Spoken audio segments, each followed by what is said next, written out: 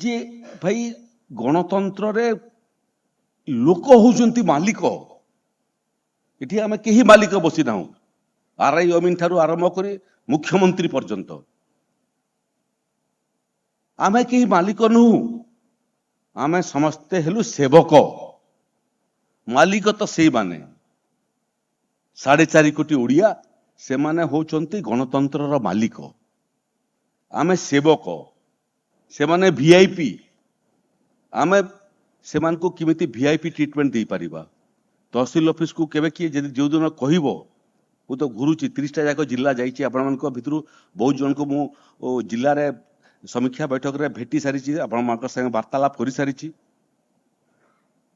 People's friendly ତହସିଲ କେମିତି ହେବ, people's friendly sub collector office କେମିତି ହେବ, ପିପୁଲ୍ସ ଫ୍ରେଣ୍ଡଲି କଲେକ୍ଟର ଅଫିସ କେମିତି ହେବ।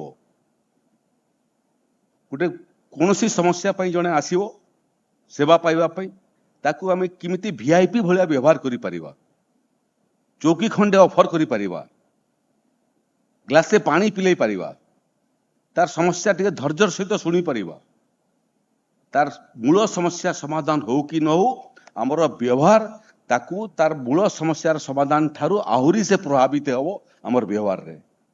ମୋର ତହସିଲ ଯେଉଁଦିନ ଲୋକ କହିବେ, ତହସିଲଦାର କହୁଛନ୍ତି, ତହସିଲ କହୁଛନ୍ତି, ଯେଉଁଦିନ କହିବେ ଯେ ମୋର ତହସିଲ, ମୋର ତହସିଲଦାର। ଆଉ ବହୁତ ସମୟରେ ସରକାରୀ ଚାକିରି କଲେ ବଦଳି ଫଦଳି ବି ହୁଏ, ଏବେ ବି ଗୁଡ଼ିଏ ବଦଳି ହେଇଛି। ପ୍ରତ୍ୟେକ ଦିନ ମୋ ପାଖକୁ 500 ଲୋକ ଆସନ୍ତି ଅତି କମରେ। ଏଇଟା ଟିକେ କମିବାଟା ଆରମ୍ଭ ହେଲାଣି। ଦୂର ଦୂରାନ୍ତରରୁ ଡିମାର୍କେସନ ପାଇଁ ଆଜ୍ଞା ବର୍ଷେ ହେଲାଣି ଏପ୍ଲାଏ କିଛି ହେଉନାହିଁ। ଯଦି ମାଲକାନଗିରିରୁ ମୋ ପାଖକୁ ଜଣେ ଆସିବ, ତାର ଜମିର ଡିମାର୍କେସନ ହେଇପାରିଲା ନାହିଁ, ତାହେଲେ ଆମେ କେଉଁଠି ଅଛୁ? ଆମେ ମ୍ୟୁଟେସନ ହେଇପାରିଲା ନାହିଁ, କାଷ୍ଟ ସାର୍ଟିଫିକେଟ ମିଳିପାରୁନାହିଁ, ଛୁଆମାନେ ଏଡମିସନ ନେବେ ଏବଂ ଷ୍ଟାଇପେଣ୍ଡ ପାଇବେ। ଧୀରେ ଧୀରେ ମୁଁ ଖୁସି ଯେ ଏ ସଂଖ୍ୟା କମି ବସିଲାଣି। ଏଥିପାଇଁ କମି ବସିଲାଣି ଯେ ରାଜସ୍ୱ ସେବା ତଳୁ ସହଜରେ ପାଇବାଟା ମଧ୍ୟ ଆରମ୍ଭ ହେଲାଣି। ଆଉ ସେଇ ଦିନକୁ ମୁଁ ଅପେକ୍ଷା କରିଛି, ଯେଉଁ ଦିନ ରାଜସ୍ୱ ସେବା ପାଇବା ପାଇଁ କେହି ମୋ ପାଖକୁ ଆସିବାଟା ବନ୍ଦ କରିଦେବେ। ମୁଁ ଜାଣିବି ଯେ ଓଡ଼ିଶାରେ ରାଜସ୍ୱ ସେବାର ଭିତ୍ତିଭୂମି ଏବଂ ଲକ୍ଷ୍ୟ ପରିବର୍ତ୍ତନ ହେଲା, ବର୍ତ୍ତମାନ ଠିକ ରାସ୍ତାରେ ଚାଲିଛି। ସେ ବାବଦରେ ମଧ୍ୟ ପିପୁଲ୍ସ ଫ୍ରେଣ୍ଡଲି କେମିତି ଆମେ ହେଇପାରିବା, ସେ ବାବଦରେ ମଧ୍ୟ ଅଛି। ଆଧୁନିକ ଟେକ୍ନୋଲୋଜି କେମିତି ବ୍ୟବହାର କରିପାରିବା।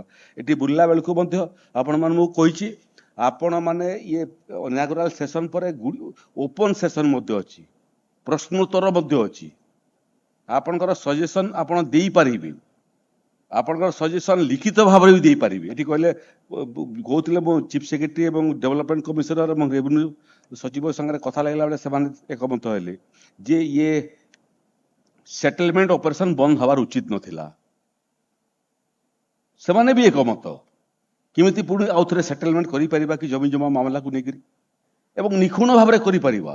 ଯେତେ ଥର ସେଟଲମେଣ୍ଟ, ଓକିଲ ଭାବରେ ବହୁତ କେସ୍ ମୁଁ କଣ୍ଡକ୍ଟ କରିଛି, ଯେତେ ଥର ସେଟଲମେଣ୍ଟ ହେଇଛି ଅବ୍ୟବସ୍ଥା କାରଣରୁ ସେଟଲମେଣ୍ଟ କମ କରିଛୁ, ଅନସେଟଲମେଣ୍ଟ ବେଶୀ କରିଛୁ।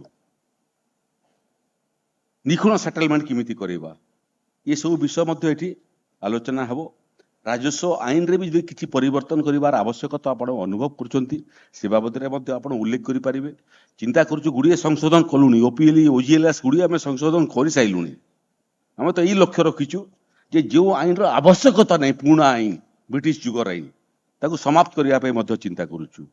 ଆଇନଟା ଲୋକଙ୍କ ପାଇଁ, ଯେତେବେଳେ ଆଇନଟା ଲୋକଙ୍କୁ ସେବା ଯୋଗାଇବାରେ ବାଧକ ହେବ, ସେ ଆଇନର କ'ଣ ଆବଶ୍ୟକ ଅଛି? ଏ ସାମଗ୍ରିକ ବିଷୟ ଅଛି। ମୋର ଆଶା ଯେ ପୁରା 2 ଦିନ ଆପଣ ଏ କର୍ମଶାଳାକୁ ଉପଭୋଗ କରିବେ, ସେଥିରେ ଆପଣମାନେ ସମସ୍ତେ ସହଭାଗୀ ହେବେ। ଯେଉଁମାନେ ସବୁ ଏକ୍ସପର୍ଟସ ଆସିବେ, ବିଷୟ ଉଲ୍ଲେଖ କରିବେ, ଉପସ୍ଥାପନା କରିବେ, ତାର ନୋଟ୍ ମଧ୍ୟ କରିକି ନିଅନ୍ତୁ।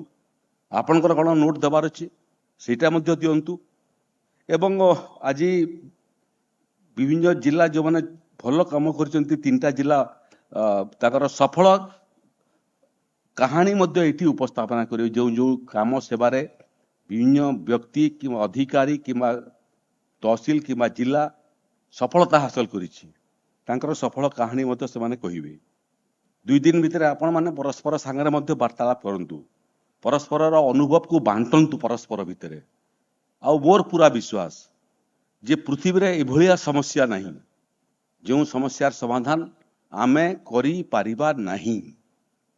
ओडिया लोक 4.5 कोटी लोक ओडिशार लोक बाहर जाइकरी चमत्कार प्रदर्शन करजंती अन्य राज्य देश बाहर जाइकरी मध्य पृथ्वीर विभिन्न जगार ओडिया चमत्कार प्रदर्शन करुछि।